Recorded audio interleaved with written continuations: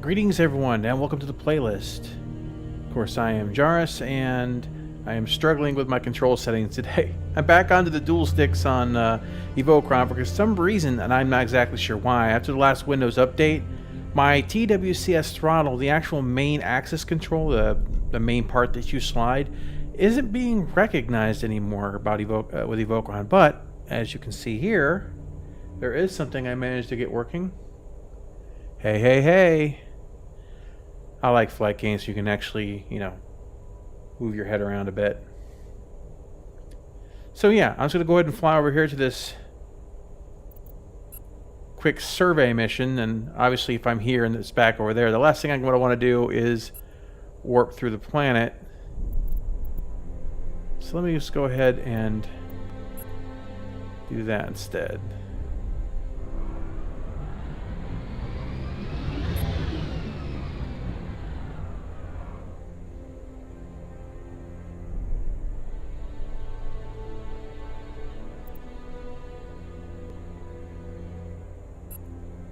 Alright, once more.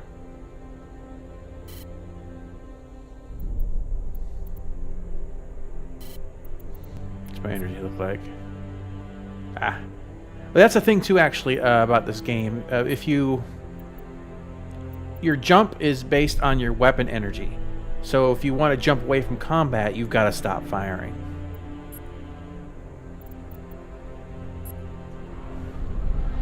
It's a simple survey missions, mostly flying through the rings. Mostly doing this one because I wanted to talk about something real quick. I want to talk about loot boxes.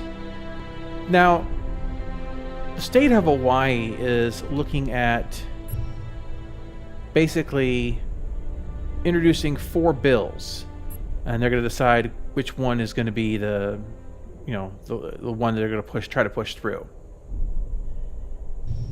There we go. Let's speed this up just a little bit here. There we go. So,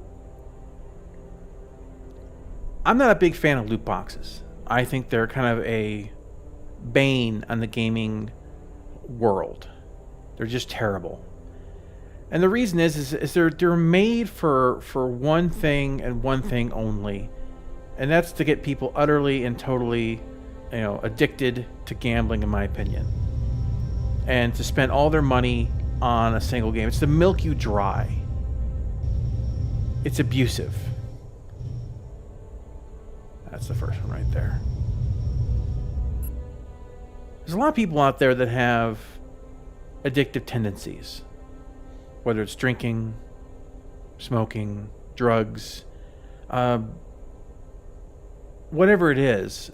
This is really taking advantage of it. I've heard stories and read stories about people spending thousands, if not tens of thousands of dollars just on mobile games on their phones. And frankly, it's got to stop.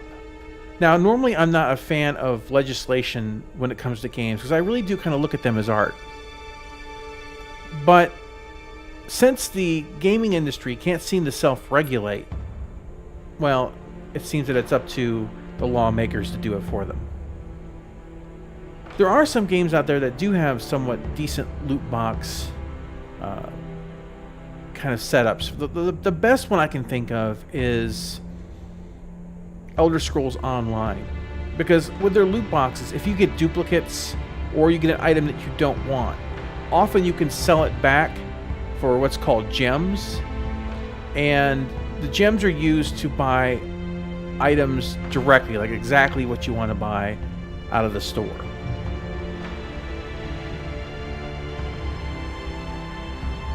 Line up here. Even though I'm really not a fan of the conversion rate, it needs to be a lot better.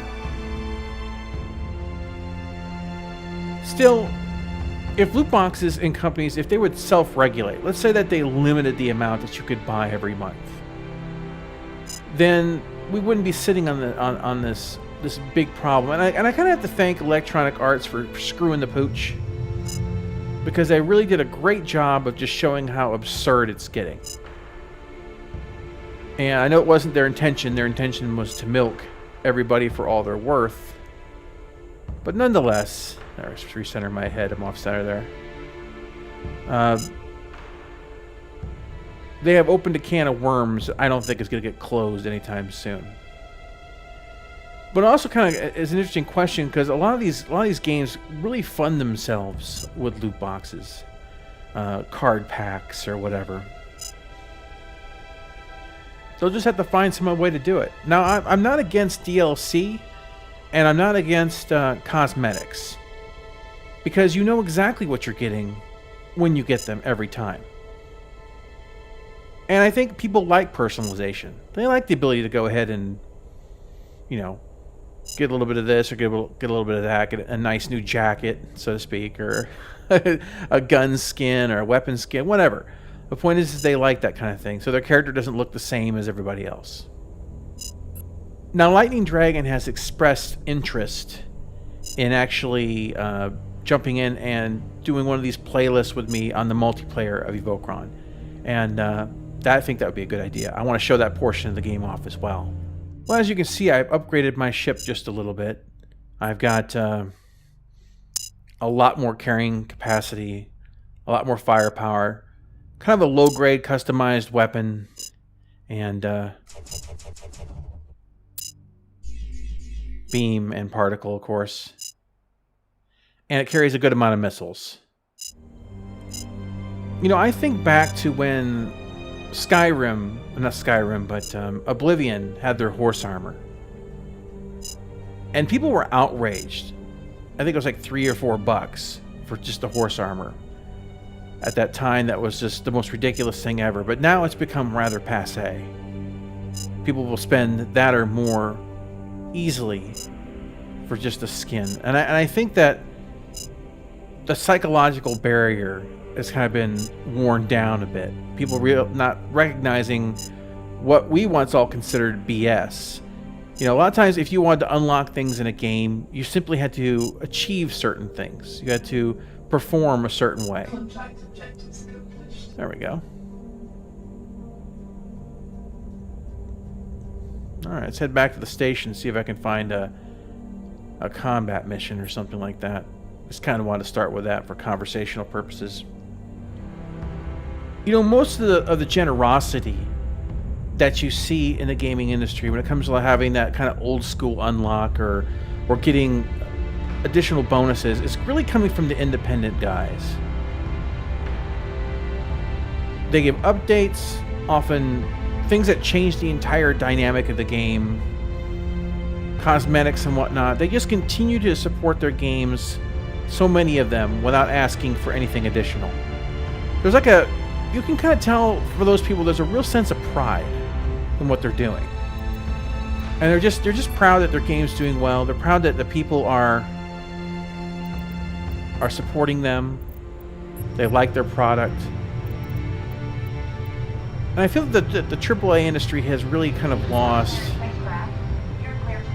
Oh crap, here we go. Ah, that's... that collision crap.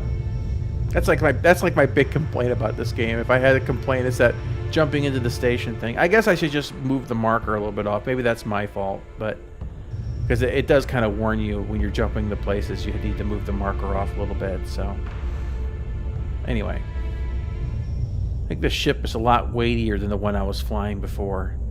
It's got a lot more drift. Now, of course, you can customize these ships to have, like, you know, almost no storage space, just a lot of maneuverability, to be a very, very fighter-oriented vessel. But this is still, relatively speaking, a large style vessel. Alright, basic transport mission. Guy out of fuel.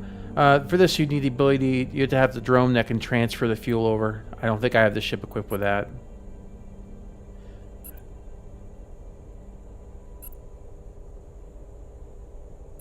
No combat missions. That's disappointing.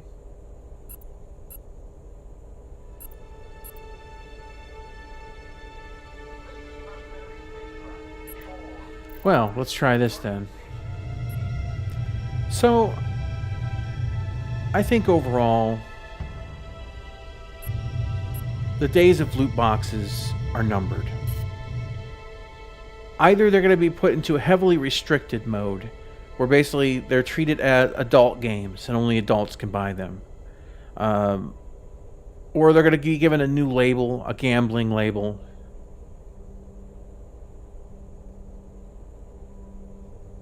Or they're just going to be flat out outlawed. I wonder about the games that currently exist that heavily rely on loot boxes. Star Trek Online is a perfect example. They've got a lot of really great ships in the game. The game originally, when it came out, you had to buy certain ships, and they were still overpriced. That you wanted to fly. It could be $20 for a ship. But they put certain ones, like the J.J. Abrams alternate Star Trek universe ship, the main Enterprise for that one, as a loot box ship.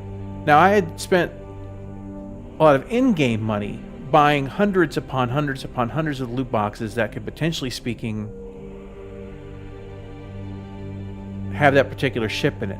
Never dropped for me once. Opened hundreds of boxes using in-game currency, which I have to give them credit for, the ability to do that, but someone still has, on the end, still has to buy those loot boxes with real money.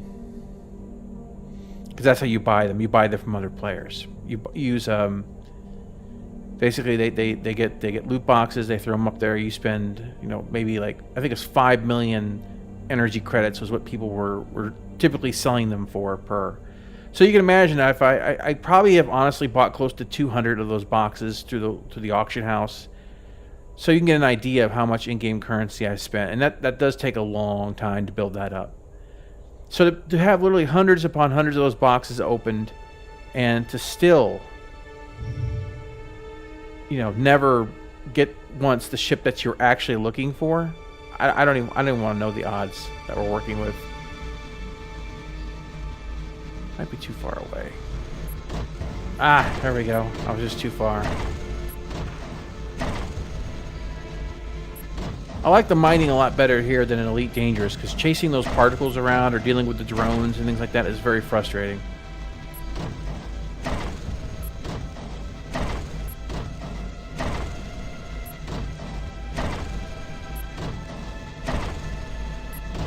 So yeah, there's not too much to show you there on mining. Pretty straightforward. You risk getting attacked by pirates or whatnot like anything else, but as you can see, I picked up 9 diamonds so far.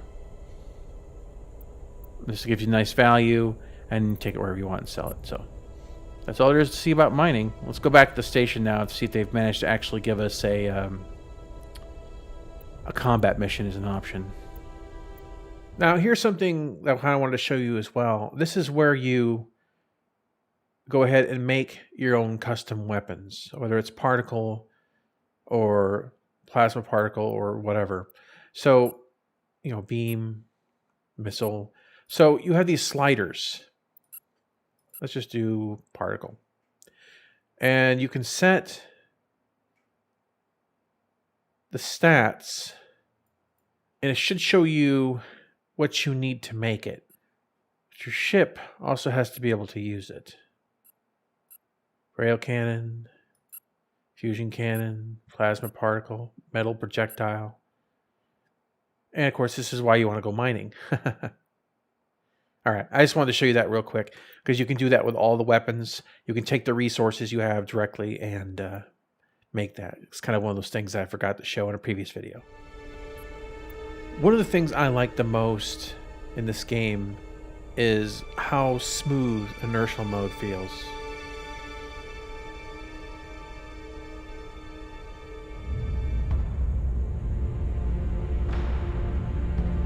For those of you who remember or enjoyed the flight that you had in 2.5, where basically just with normal acceleration for the most part, you could get up to the top speed in decouple, and found that to be a very challenging form of flight, but also very rewarding. I think you would really enjoy this.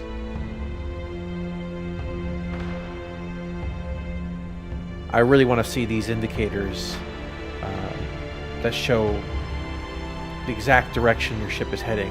Something like this in Star Citizen.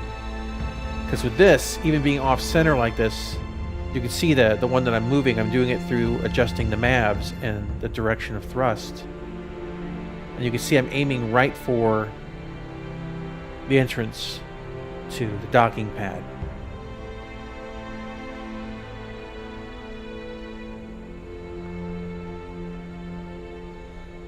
And I'm completely confident that that is exactly where I'm going. So I don't mind, you know, flipping around a bit, looking. I really look forward to playing this online again with LD, because to me, the online play and just to play in general in this game has been way more satisfying to me than Elite Dangerous. And the controls in this game, I feel, are just as tight. Now, I don't agree with Elite Dangerous everything that they do. I mean, they don't do everything perfectly by a long shot, but their controls are pretty much have felt very natural from day one. All right, store my cargo. Something you can also do in stations, as you can see. So you can do a lot of mining, gather a lot of resources to build stations and whatnot. Go to a pre-established location just to store what you need, and then you can go to the engineering lab and start building the supplies you need, or the parts you need, to build an actual space station that you can set up on your own. Want us to mine some oxygen? Well, yeah, it gives us an excuse to go down to a planet. Let's go and give it a whirl. Alright, let's see what I got so far. Hey, look at that. Just fly in the atmosphere, turn on your mining or harvesting beam, and get some air. So that's a pretty cool consideration. When your head goes off center with the track IR, the game gives you the vital information still in the center of your view. They really thought this through. Or I should say, he did. That's one guy made the game. Should level out here a little bit. Pretty barren world. There's some planets that actually have animal life, plant life. You'll see birds and stuff. Sometimes you actually have to use this tractor beam or this harvesting beam to snag some of them for zoos and whatnot, and that can be tricky. Trying to find them. Hey, look at that. That's more than enough. A little extra, too. Now, if you go over 3,000 when you're on your speed in an atmosphere, your shields will start to degrade, and eventually your ship will just explode. So don't do that.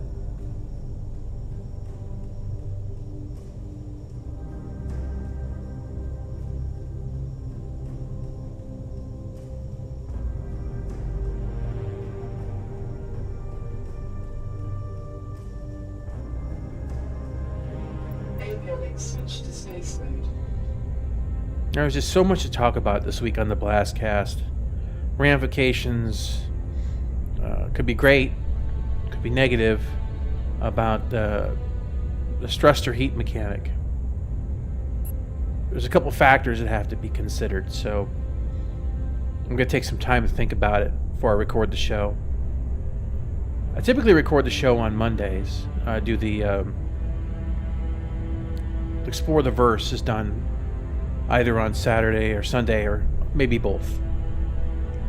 And I try to cut it down so it's not, you know, you don't get all the dead times. Things that, you know, times when nothing is happening. Still no combat missions. Really can't control that. You know what? Surface of the planet rescue mission. Search for an item. That sounds good. You must be planet side to accept this mission. Well, why would you offer it? Alright. Docking tractor beam disengaged. Now, one thing I will admit that I hope that they do either in later iterations of this game or they add on to it. I would like to see different cockpits.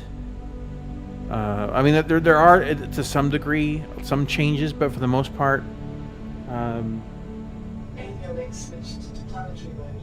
pretty straightforward. You know, you look around.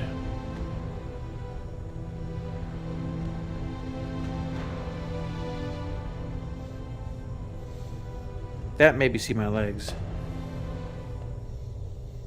So anyway, if you all have personal feelings about loot boxes, just leave the comments down below. I'm curious to know if you think that, you know, legislation is the best way to go.